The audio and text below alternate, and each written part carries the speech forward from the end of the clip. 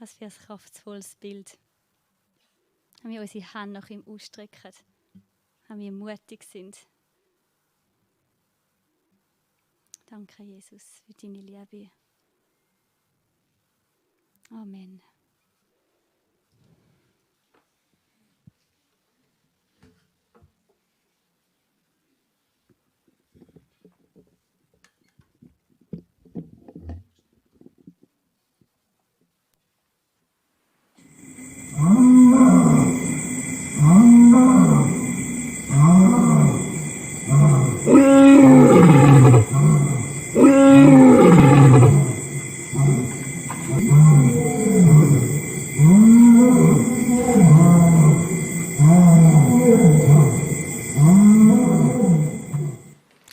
Das ist die Auftaktmusik zu Psalm 1. Ja, Philemon hat mich ja gebeten, heute über Psalm 1 zu predigen, weil das ja so ein Motto ist in der Gemeinde oder vor allem auch im Sola diesen Sommer. Und das war die Auftaktmusik zu diesem Psalm. Ja, warum? Dieses Löwengebrüll oder dieses Löwengeknurre. Ich glaube, wenn wir den Psalm 1 richtig verstehen möchten, dann müssten wir eigentlich zuerst direkt in den Zoo gehen und direkt zum Löwengehege. Wir haben fast 10 Jahre lang in Basel gewohnt und gelebt und da gibt es ja der Basler Zolli. Und ich war mal dort, da gibt es, vielleicht war er auch schon dort, da gibt es eine dicke Scheibe zwischen den Besuchern und den Löwen. Und die Löwen waren ganz nahe an der Scheibe. Sie haben dann so gelegen und ganz viele Leute haben ihre Nase platt gedrückt zu diesen Löwen, mal 5 Zentimeter in der Nähe eines solchen riesen Löwen zu sein. Und dann ist er plötzlich aufgestanden. Und die Leute hinter der Scheibe, die sind richtig aufgesprungen und haben einen Meter Distanz gemacht. Das war so eindrücklich und machtvoll. Und erst wenn dann die Löwen noch knurren oder brüllen. Und ich sage es nochmal, um den Psalm 1 zu verstehen, müssten wir eigentlich in den Zoo gehen. Heute Morgen miteinander, das geht ja schlecht, nach Zürich, direkt zu den Löwen, vor allem wenn sie gefüttert werden. Warum? Ich werde das dann später in der Predigt theologisch begründen. Das ist also kein Witz, sondern ich werde das theologisch begründen. Das ist im Text drin. Aber bevor wir jetzt eintauchen in diesen Psalm 1, möchte ich euch herzlich einladen. Ich möchte nämlich 3 Vorbemerkungen, kurze Vorbemerkungen machen zu diesem Psalm, weil ich glaube, das hilft uns, dass wir da reinkommen schneller in diesen Psalm oder ganz allgemein die Psalmen zu verstehen, dass wir einen guten Zugang bekommen. Das Erste, ganz allgemein, das ist ja der erste Psalm, man sagt auch, der Psalm 1 ist wie das Tor zum ganzen Psalmbuch. Und einerseits finden wir im Psalm 1, aber auch in allen anderen Psalmen, finden wir, ich glaube, fast alle denkbaren Herausforderungen, die der Alltag, die das Leben bringen kann, finden wir irgendwo in den Psalmen. Emotionale Herausforderungen werden uns beschrieben, aber auch körperliche Herausforderungen des Alltags, wo man nicht mehr mag. Aber auch geistliche Herausforderungen. Einerseits, also wir finden fast alle denkbaren Herausforderungen. Die Bibelleser, die schon lange die Bibel und Psalmen lesen, das. Wir finden fast für jede Situation einen Psalm, der passt in unseren Alltag. Und auf der anderen Seite malen die Psalmen in verschiedensten Farbtönen ein sehr reiches Bild von Gott. Der Gott der Psalmen, in anderen Worten ausgedrückt, der ist viel weiser, als wir ihn Menschen oft ausdenken. Der Gott der Psalmen ist viel heiliger, aber auch erschreckender, als wir ihn uns oft ausdenken. Aber der Gott der Psalmen, der ist auch viel liebevoller. Ich möchte sogar sagen, auch zärtlicher, als wir ihn oft als Menschen ausdenken können. Und noch die dritte Vorbemerkung, die scheint mir fast die wichtigste.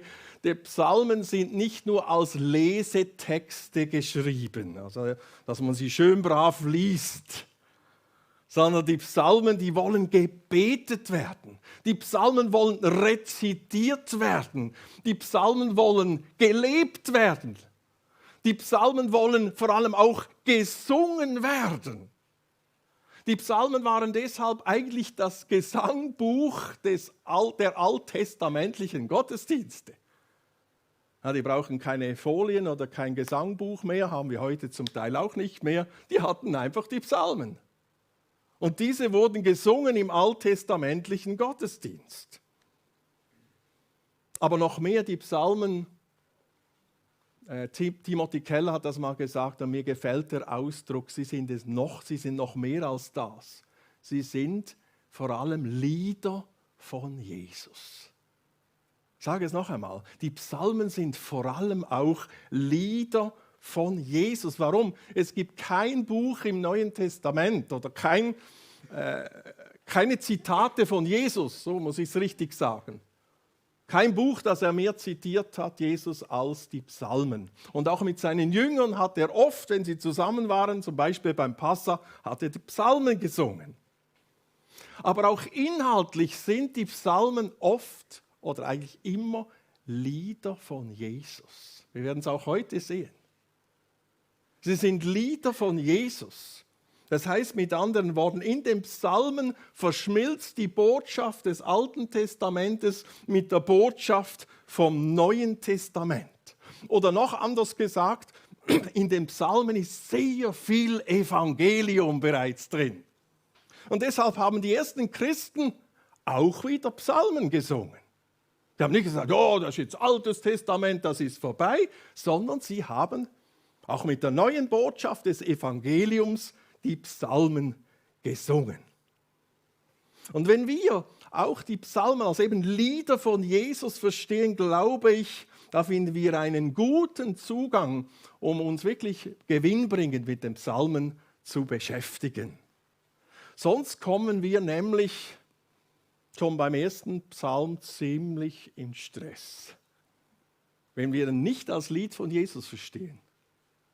Auch schon beim ersten Psalm sagen, und ich habe das immer wieder gehört, ich bin 30 Jahre Pastor, och, wie oft habe ich das gehört, och, das ist gesetzlich, och, das macht Druck.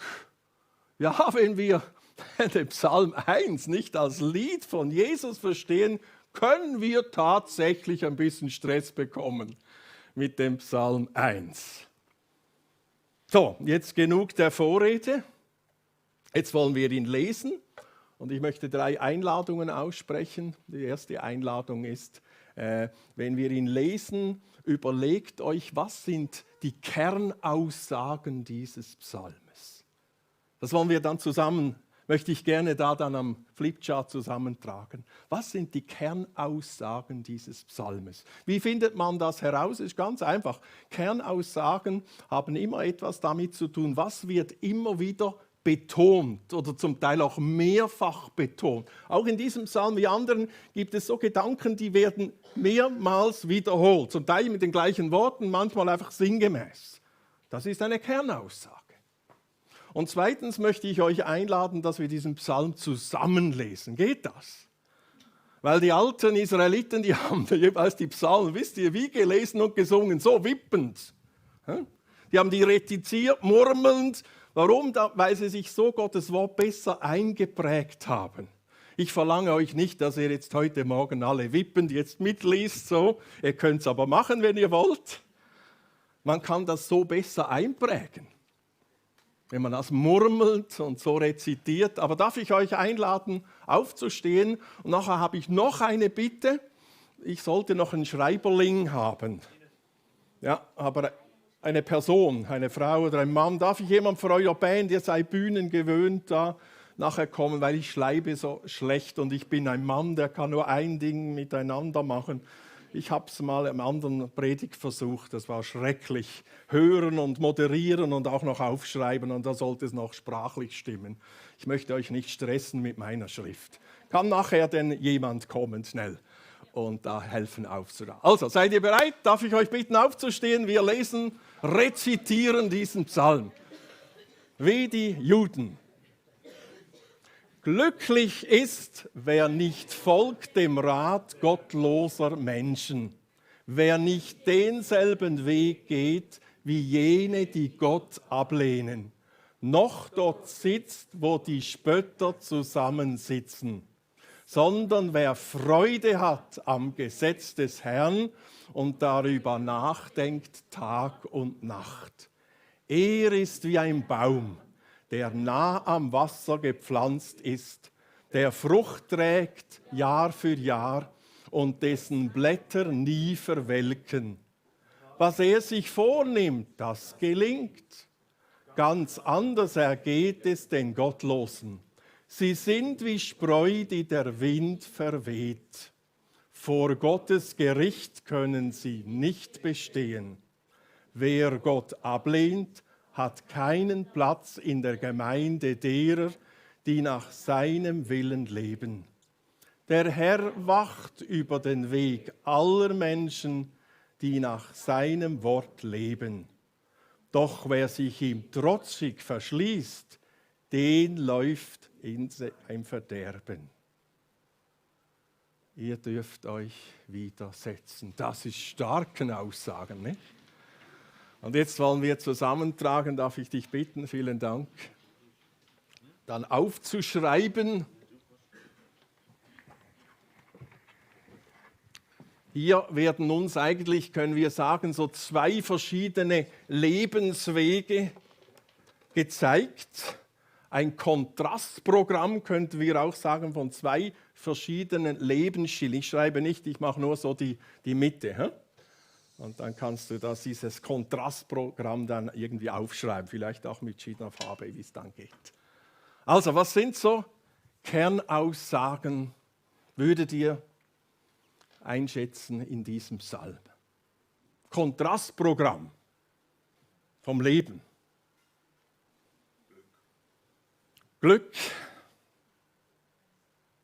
Gibt es ein Pendant dazu, was in diesem Psalm findet, weil es ja eine Gegenüberstellung ist, glaube ich, da sind wir uns einig, es wird immer gegenübergestellt, ein Kontrastprogramm, einerseits Glück, Verderben.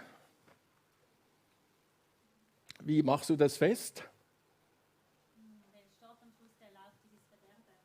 Ja, genau. Immer biblisch begründen, richtig. Sehr gut, Verderben, ja. Glück auf der einen Seite und andere Seite Verderben. Was habt ihr noch mehr ausgelesen und gehört, so als Hauptgedanken, Kerngedanken dieses Psalmes? Um was geht es da?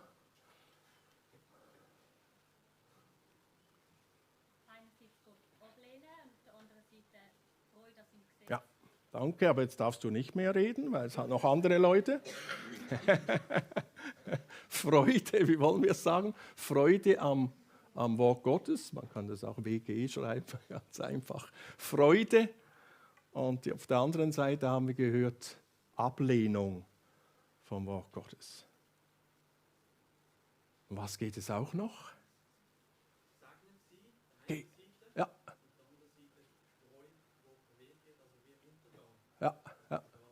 Vielen Dank. Ich sage es laut, dass alle hören. Gesegnet sein auf der einen Seite, auf der anderen Seite Untergang, hast du gesagt. Das ist richtig. Ja, genau. Das Untergang, du hast erwähnt vom Spreu, oder? Leben, das wie verweht wird, könnten wir sagen. Ja? Welche Wörter finden wir auch noch hier? Mehrmals. Ja? Genau. Gottlos, Freude an Gott. Das sind ja auch Menschen beschrieben, die Gott ablehnen, gottlose Menschen. Und dann wieder, und was sind denn die anderen? Ja?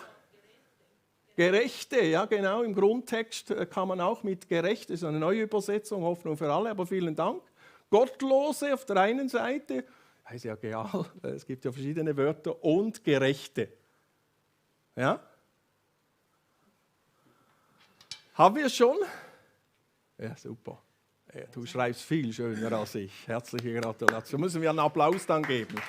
Oder jetzt schon? Ich glaube, wir lassen es stehen schon. Das reicht. Vielen Dank. Frage an euch. Wir könnten noch mehr jetzt, aber ich glaube, die Hauptgedanken haben wir schon. Gerechte, Gottlose, Segen, Fluch könnte man auch schreiben eigentlich. Ja? Ist das nicht ein bisschen Schwarz-Weiß-Denken? Was macht das mit euch? Triggert das schon ein bisschen? Das ist doch Schwarz-Weiß-Denken. Der Psalm 1 ist ja kein Gebet wie die meisten Psalmen. Die meisten Psalmen sind ja Gebete. Und hier, der Psalm 1 beinhaltet eigentlich den Charakter von reflektierten Feststellungen. Oder anders formuliert, dieser Psalm wirkt wie eine Zusammenfassung von langjährigen Beobachtungen der Menschen. Und sehr schwarz-weiß, seid ihr einverstanden? Aber ich hoffe, ihr seid auch einverstanden, niemand kann uns Menschen so gut reflektieren und so gut einschätzen wie der lebendige Gott. Und deshalb empfehle ich dies, positiv zu werden, auch wenn das für uns mit unserer psychologischen Prägung, die wir heute haben in unserer Gesellschaft, das ist ja nicht gerade Political Correctness, oder? Und trotzdem empfehle ich, das positiv zu werden. Wisst ihr warum? Und deshalb liebe ich die Bibel seit vielen Jahren. Weil Gott mit offenen Karten spielt. Deshalb redet er auch so deutlich. Weil Gott mit offenen Karten spielt. Und das ist letztendlich hilfreich, oder nicht? Bei Gott weiß man, woran man ist. Ich hatte eine Mutter, die war völlig direkt, fadengerade. Gut, ich komme aus einer großen Familie, 11 Kinder.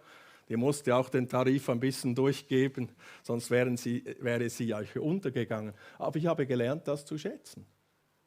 Man wusste bei ihr, woran man ist. Man konnte auch diskutieren mal, konnte auch sagen, Mama, ich sehe das ein bisschen anders, dem und dem Grund. Und dann hat sie gesagt, habe ich gar nicht überlebt, stimmt. Es ist wohltuend, Klartext, oder nicht? Ich sage das ganz bewusst, weil ich immer wieder höre, auch in evangelikalen Kreisen, ach, die Bibel, da müssen wir schon ein bisschen, hallo, das ist ja schwarz-weiß und weiß ich was. Ist es zum Teil wirklich? Manchmal gibt es auch Zwischentöne, nicht immer. Hier ist es ziemlich schwarz-weiß, oder? Seid ihr nicht einverstanden mit mir? Das ist für einige sehr herausfordernd, auch intellektuell, was hier steht.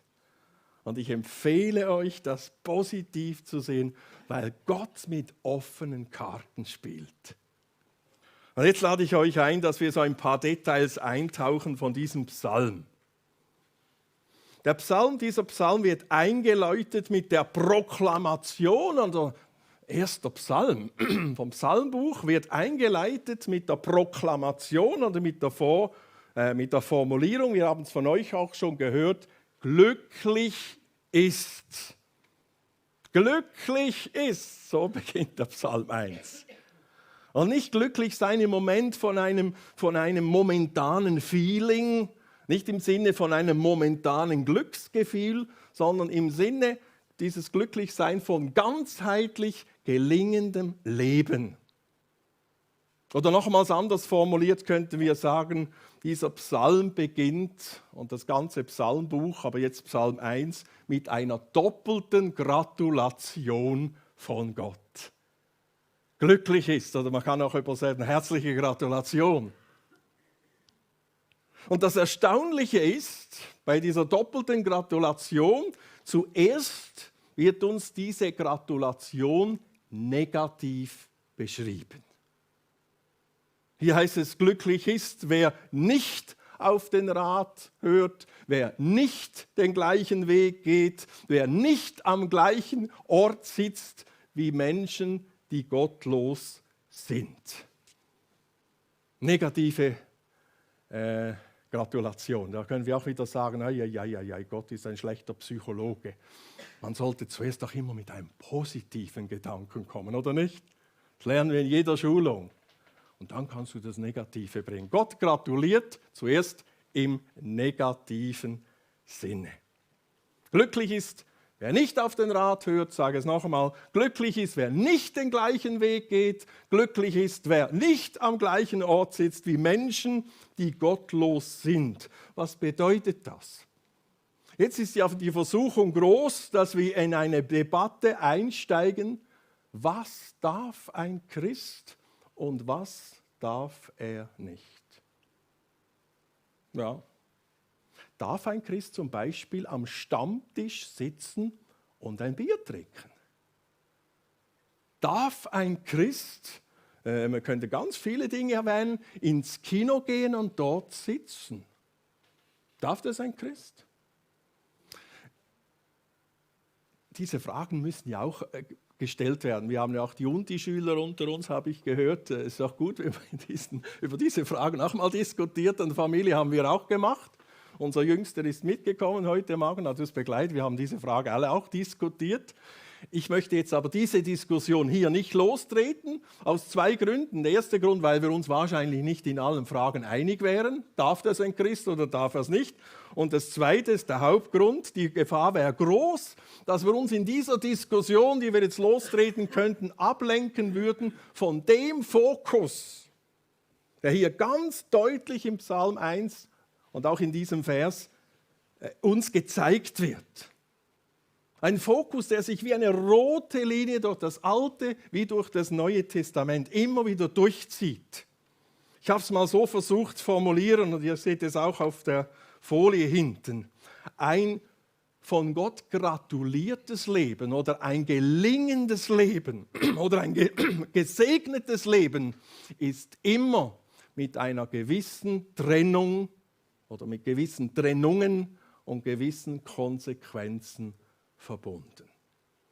Das wird uns hier gezeigt und das finden wir durch die ganze Bibel hindurch. Ich sage nochmals, ein von Gott wirklich gesegnetes und gratuliertes Leben, ein gelingendes Leben aus Gottes Sicht ist immer mit gewissen Trennungen, mit gewissen Konsequenzen verbunden. Warum ist das so? Ich möchte das ganz versuchen, einfach zu erklären, weil Gott ein Gott der Liebe ist. Und weil Gott ein Gott der Liebe ist, hat er uns Menschen nicht einfach als Marionetten geschaffen, wo er dann Fäden ziehen kann und wir machen einfach, was er will. Sondern weil Gott ein Gott der Liebe ist, hat er uns zu einer Liebesbeziehung geschaffen. Zu einer Beziehung. Und eine Liebesbeziehung funktioniert ja nur, wenn wir einander gegenseitig den freien Willen zusprechen. Wenn ich als Beispiel meine Frau dauernd unterdrücke, dann kann sie sich als Ehefrau ja nicht entwickeln. Und darum hat Gott schon zu den ersten Menschen gesagt, ihr dürft essen von allen Bäumen im Garten. Stellt euch mal vor, die haben mehr essen können, als der Magen ertrug. Also wenn sie das alles gemacht hätten, von allen Bäumen zu essen, von all den verschiedenen Sorten, Früchten und was es da gab, die hätten ja am Abend immer Bauchweh gehabt. Das ist Gottes Liebe. Er überschüttet uns mit seiner Fülle. Wir können gar nicht so viel essen, wie er uns gibt. Einerseits und auf der anderen Seite hat Gott den ersten Menschen ganz klar gesagt, es gibt hier einen Baum und den habe ich gesetzt im Garten. Und von dem sollt ihr nicht essen. Und wenn ihr es trotzdem tut, werdet ihr sterben. Und das ist eigentlich schon ein wunderbares Beispiel. Liebe lässt, das sehen wir schon am Anfang der Bibel, freie Wahl. Noch mehr, Liebe schafft die Möglichkeit zu wählen. Gott hat diesen Baum in den Garten gesetzt. Sonst hätten die ja nur tun können, was Gott will. Gott hat einen Baum hineingesetzt, damit die Menschen frei wählen können, das Gute oder wenn sie wollen, auch das Schlechte. Das ist die eine Seite. Liebe lässt freie Wahl, aber Liebe zeigt bei der freien Wahl immer auch die Konsequenzen auf. Das ist Liebe. Gott hat die ersten Menschen nicht reinlaufen lassen, sondern er hat gesagt, ihr dürft essen, esst nicht. Und wenn ihr es trotzdem tut, ihr habt die Freiheit, dann wird das Konsequenzen haben.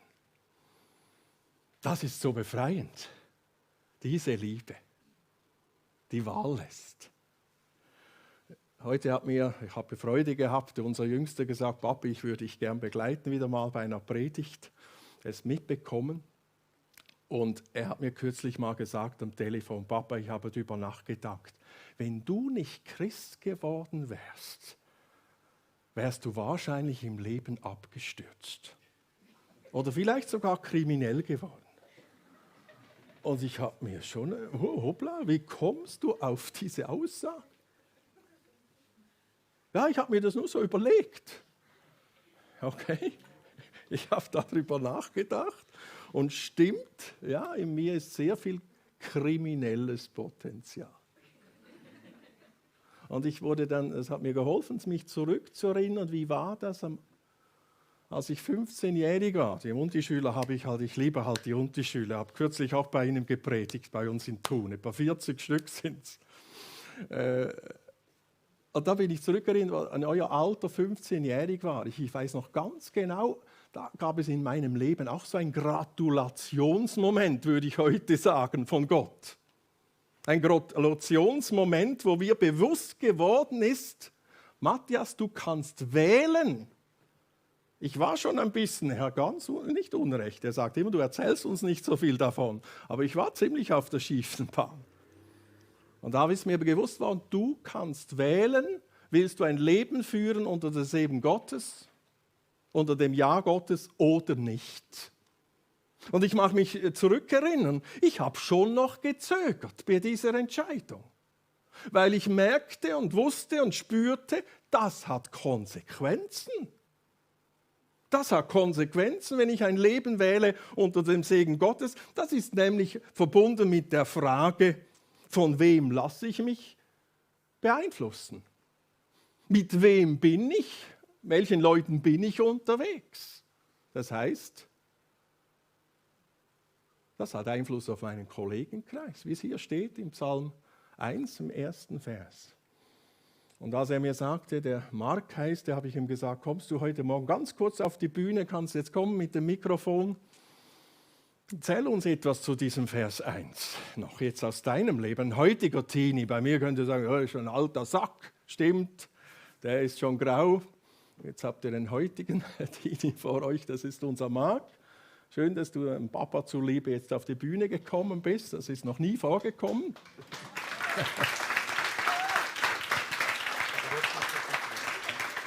Du hast Dialekt. Wir wohnen ja jetzt in Thun und er wohnt immer noch in Schaffhausen. Das hat auch noch ein spezielles. Er geht dann wieder zurück und wir fahren dann weiter.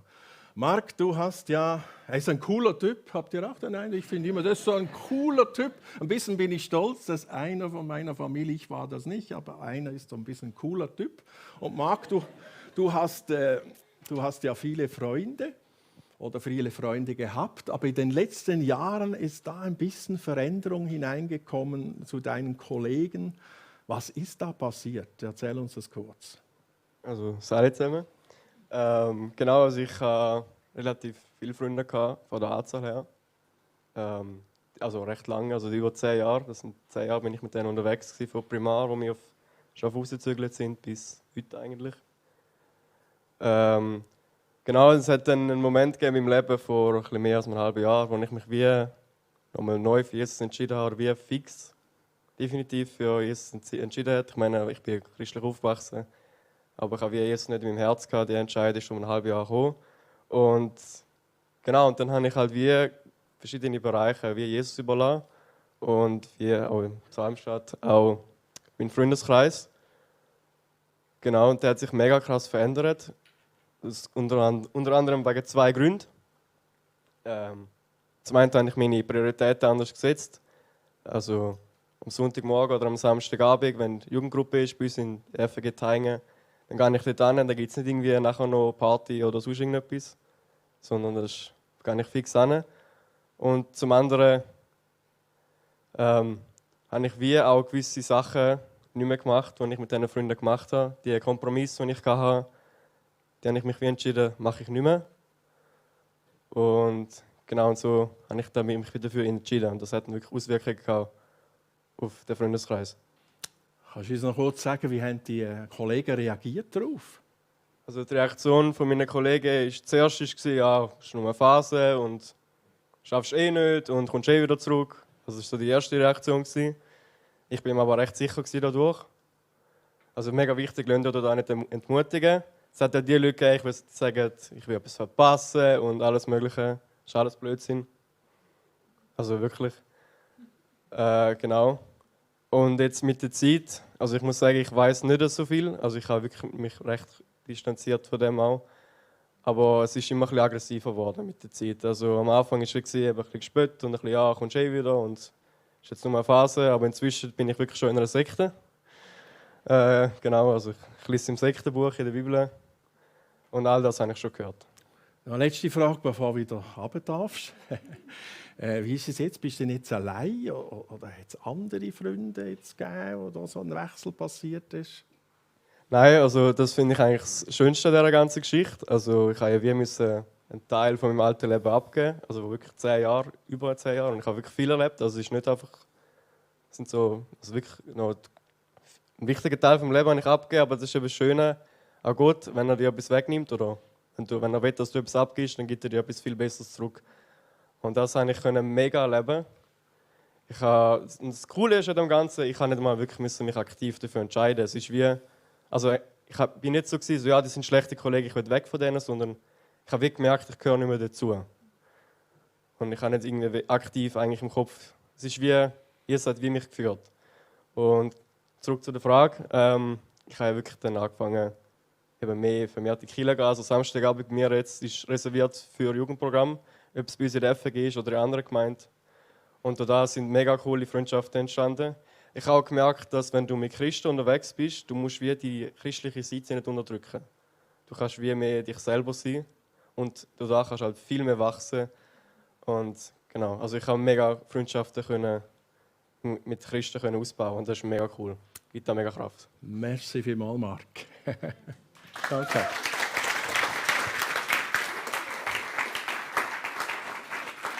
Glücklich ist, wer nicht folgt dem Rat gottloser Menschen, wer nicht denselben Weg geht wie jene, die Gott ablehnen, noch dort sitzt, wo die Spötter zusammensitzen. Und ich glaube, dieser Psalm, auch dieser erste Vers, hilft uns immer wieder neu, nicht nur den Teenagern, sondern egal in welcher Phase wir drin sind oder manchmal stehen auch Entscheidungen an, damit wir eben gute Entscheidungen fällen können, zu denen uns Gott gratuliert. Ich komme noch kurz zur positiven beschriebenen Gratulation. Vielleicht wollt ihr und die Schüler noch wissen, was hat das mit dem Löwen zu tun. Der kommt nämlich jetzt bei der zweiten positiv beschriebenen Gratulation. Da heißt nämlich weiter, glücklich ist, wer Freude hat, oder man kann auch übersetzen, wer Lust hat am Gesetz des Herrn, da heißt es im Hebräischen an der Torah, das sind ja nur die 5 Bücher Mose, das Neue Testament gab es ja nicht.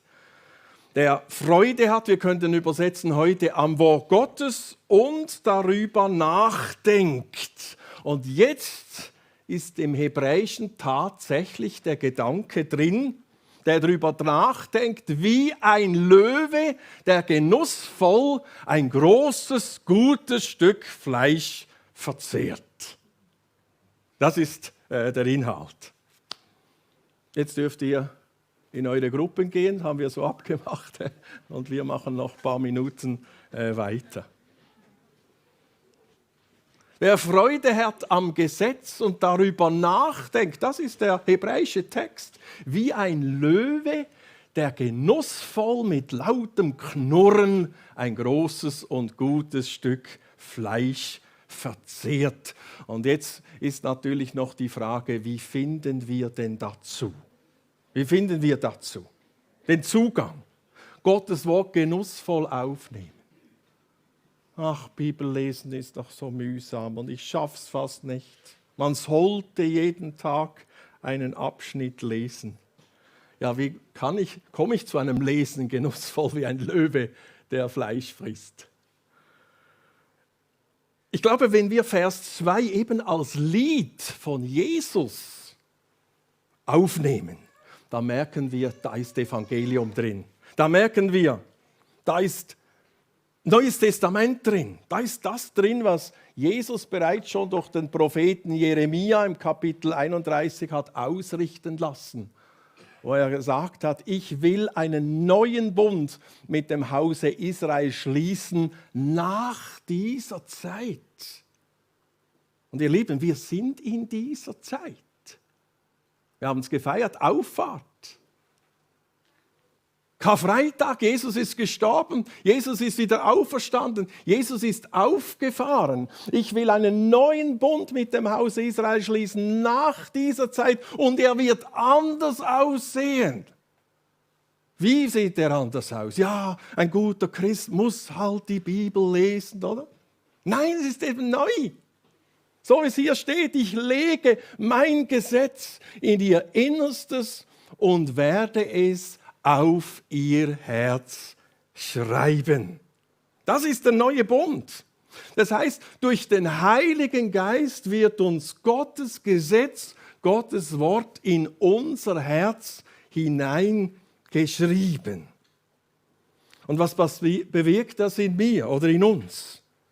Da entsteht ein ganz neues Grundbedürfnis, wird da geweckt, das in die Richtung geht, was Jesus will. Das will ich auch immer mehr. Was Jesus gefällt, von innen heraus, nicht von außen. Du sollst, du musst. Von innen heraus. Was Jesus liebt, das liebe ich auch immer mehr. Was Jesus hasst, kennt ihr das auch durch den Heiligen Geist? Das ist mir auch je länger, je mehr unangenehm. Das war für mich als Teenager die entscheidende Entdeckung in meinem Leben. Ich bin auch im frommen Haus aufgewachsen und dachte immer, ich will nicht fromm werden, dann darf ich das nicht mehr und dann muss ich das tun und so weiter. Und da hat mich Jesus überwältigt und ich habe gemerkt, es ist ja genau umgekehrt. Wenn er in mein Leben hineinkommt, schreibt er sein Gesetz in mein Herz. Und was ihm gefällt, das gefällt mir auch immer mehr. Was er liebt, liebe ich auch immer mehr. Was er hasst, ist mir auch unangenehm. Versteht mich richtig, das ist oft umkämpft, das gehört zu unserem Leben. Wir sind noch nicht im Himmel. Das ist umkämpft. Eine Geschichte noch dazu. Wir haben kürzlich die Wohnung räumen lassen von unserem Schwiegervater. Und da haben wir eine christliche Organisation beauftragt, das zu tun. Die haben das tiptop gemacht. Nach 3 Wochen ruft mir der Chef an, er ist ganz durch am Telefon und sagt, es ist mir furchtbar peinlich, aber ich muss Ihnen was bekennen. Einer unserer Mitarbeiter hat Geld gefunden bei Ihrem Schwiegervater, ein 3-stelliger Betrag, und er konnte es nicht lassen, als jetzt in die Tasche einzustecken. Und nach 3 Wochen hat ihm das keine Ruhe gelassen und ist zu mir gekommen ins Büro und hat es bekannt und das Geld gebracht. Er hat mir gesagt, es ist so peinlich. Und wisst ihr, was ich gesagt habe, was ihr auch gesagt habt? Herzliche Gratulation! Das ist doch gewaltig, das ist auch etwas von dem. Das Gesetz im Herz, der konnte das Geld nicht ausgeben mit Freuden, sondern er hatte keine Ruhe, bis es wieder dort ist, wo es eigentlich hingehört. Paulus hat es einmal so formuliert im Neuen Testament, er hat gesagt, wo der Geist des Herrn ist, da ist Freiheit. Wenn sein Gesetz durch den Heiligen Geist in mein Herz geschrieben ist, was er liebt, liebe ich immer mehr. Was ihm gefällt, das gefällt mir auch. Was ihm missfällt, das ist mir auch unangenehm. Ja, ich glaube, ich schließe da. Ihr könnt den Psalm selber auch weiter noch entwickeln, ist ja noch mehr drin, aber ich sehe, meine Zeit ist ja längsten abgelaufen. Ich hoffe, ihr habt Verständnis. In Thun käme ich dran nach der Predigt. 1 Viertelstunde überzogen, aber ich komme ja nächsten Sonntag nicht mehr. Herzlichen Dank für die Aufmerksamkeit. Seid gesegnet.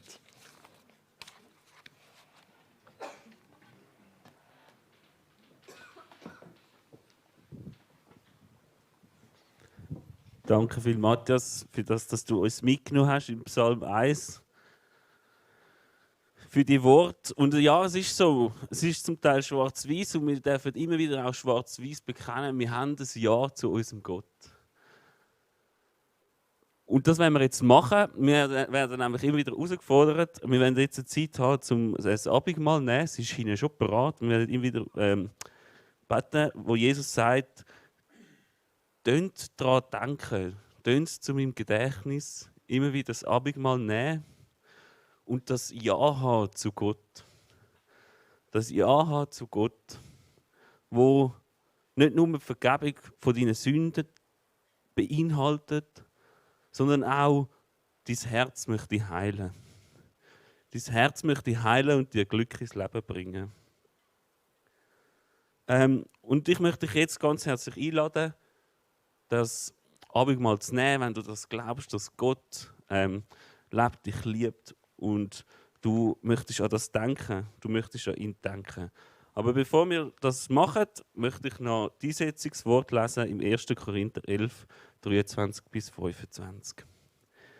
In der Nacht, in der unser Herr Jesus verraten wurde, nahm er das Brot, dankte Gott dafür, teilte es und sprach: Das ist mein Leib, der für euch hingegeben wird. Denkt daran, so oft ihr dieses Brot esst. Dann nahm er den Kelch und sprach: Dieser Kelch ist der neue Bund zwischen Gott und euch, der durch mein Blut besiegelt wird. Denkt daran, so oft ihr daraus trinkt. Ich lese noch ein Gebet, wo ihr herzlich eingeladen sind zum Mitbeten. Lieber Herr Jesus Christus, wir nehmen dieses Brot als Zeichen deines Leibes, den du für uns gegeben hast. Mit Freude halten wir uns an deiner Verheißung fest. Wer von diesem Brot essen wird, der wird leben in Ewigkeit. Lieber Herr, wir trinken aus diesem Kelch im frohen Vertrauen, dass dein Blut uns rein macht von aller Sünde. Gott, der Vater und der Sohn und der Heilige Geist, helfe uns, die Gaben des Heils mit Dank und aufrichtigem Herzen zu empfangen. Amen. Du bist ganz herzlich eingeladen, wenn du das möchtest, dich hier zu bedienen. Wir werden uns eine freie Zeit nehmen von der Ruhe, von jeder für sich, und es darf sich die Zeit zu nehmen. Und dann irgendwann wird dann die Musik wieder anfangen und einsteigen und dann werden wir noch ein bisschen weitermachen mit Anbetungszeit.